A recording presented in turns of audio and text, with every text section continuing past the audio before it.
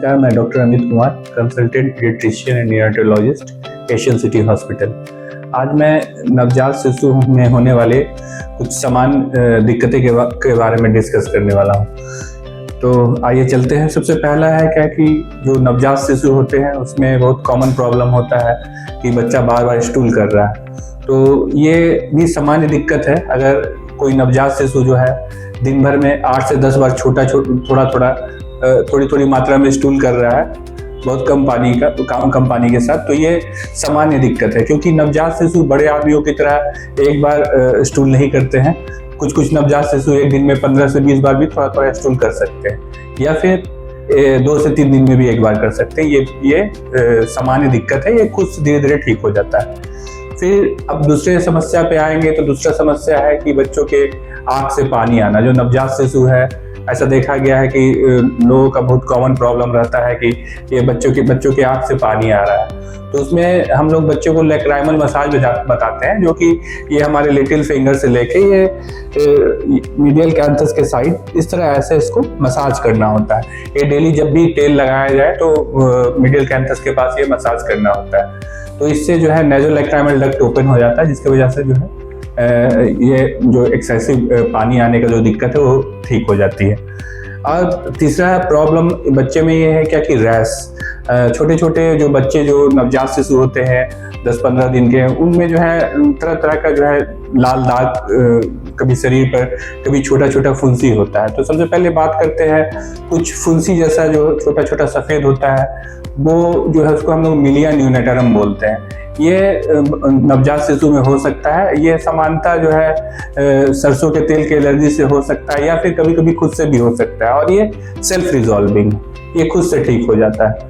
इसके लिए आप शरीर पे कोकोनट ऑयल यूज़ कर सकते हैं, और कोई भी मॉइस्चराइजर लोशन, जो बेबी मॉइस्चराइजिंग लोशन है, वो लगा सकते हैं।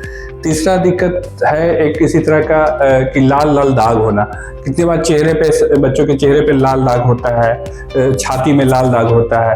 तो ये भी सामान्यतः खुद से ठीक होने वाली समस्या है। इसको हम लोग एडेमा टॉक्सिकम न्यूनेटरम बोलते हैं। ये खुद से 10-12 दिन में नवजात शिशु को होने के बाद ठीक हो जाता है। फिर एक और तरह का रैश होता है जिसे हम लोग डायपर रैश बोलते हैं। वो डायपर वाले एरिया में होता है। ये अगर आप डायपर बच्चे को खुद काफ़ी देर तक पहना रहे हैं तो उसकी वजह से भी हो सकता है। उसमें हम लोग जिंक ऑक्साइड की क्रीम लगाने के लिए प्रिस्क्राइब करते हैं। वो भी एक सामान्य सा दिक्कत है। एक और दिक्कत होता है, सर के ऊपर स्केलिंग होता है, वाइट रैश जैसा निकलता है, उसे हम लोग क्रैडल कैप बोलते हैं। उसके लिए भी क्या है कि सबसे पहले सरसों तेल को अवॉइड करें अगर सर के ऊपर सरसों तेल लगा रहे हैं तो। दूसरा चीज़ है कि बेबी शैम्पू आता है मार्केट में, जैसे बहुत सारा शैम्पू आता है, आप उसको यूज़ कर सकते हैं। बच्चे के हेयर को साफ रखना है और कोकोनट ऑयल लगाना है उसके ऊपर। ये भी कुछ दिन बाद खुद से खुद रिजॉल्व हो जाता है।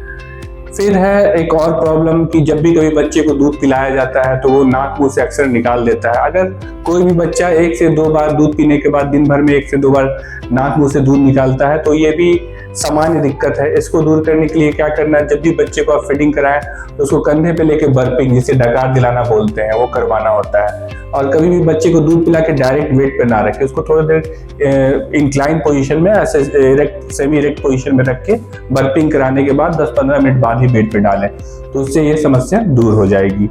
फिर और भी है दिक्कत, जैसे कि अगर फीमेल चाइल्ड लें, नवजात शिशु जो फीमेल है, कभी कभी उनका प्रॉब्लम होता है कि वेजाइनल ब्लीड हो रहा है ना। 10-12 दिन के अंदर के बच्चों में ऐसा होता है कि वेजाइना से ब्लीड हो रहा है। तो ये भी जो है मैटरनल हार्मोन विड्रॉल के कारण होता है। ये भी सामान्य दिक्कत है जो कि कुछ ही दिन में ठीक हो जाता है। फिर कभी कभी ऐसा कंप्लेन होता है कि वाइटिस डिस्चार्ज हो रहा है निप्पल के साइड से फीमेल चाइल्ड्स में। ये भी सामान्य दिक्कत है। ये भी 12-15 दिन में खुद से ठीक हो जाता है। तो ये सब कुछ दिक्कतें हैं जो कि सामान्य दिक्कतें हैं, जो कि सेल्फ रिजॉल्विंग है। इसके लिए बहुत ज़्यादा टेंशन नहीं लेना है।